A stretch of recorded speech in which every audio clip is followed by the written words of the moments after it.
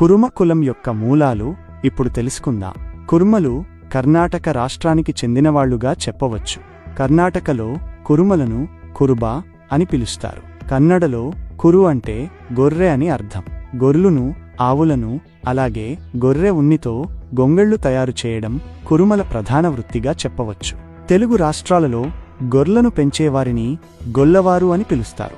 అలానే కర్ణాటకలో గొర్రెలను పెంచేవారిని కురుబలు అని పిలుస్తారు. కురుబవారు తెలుగు ప్రాంతాలకు వలస వచ్చాక కాలక్రమేణా కురుమ అనే పేరుతో గుర్తింపునకు వచ్చారు. ఈ నేపథ్యంలో కురుమ మరియు గొల్ల సామాజిక వర్గాలు ఒకటే వారసత్వం, జీవన విధానం మరియు వృత్తిని పంచుకున్నాయి.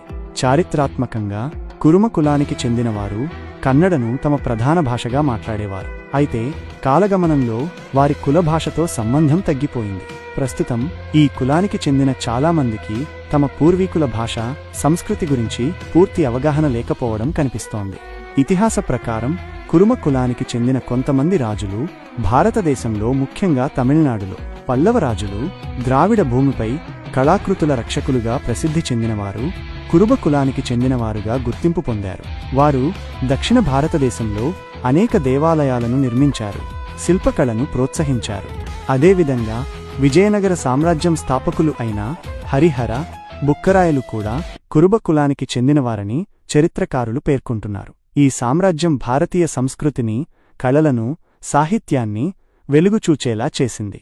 కురుబరాజులు తమ పరిపాలనలో ప్రజల సంక్షేమానికి కృషి చేసి గొప్ప చారిత్రక వారసత్వాన్ని మన భారతదేశానికి ఇచ్చారు. ఈ వీడియో మీకు నచ్చినట్లయితే దయచేసి సబ్స్క్రైబ్ చేసి కామెంట్ చేయండి.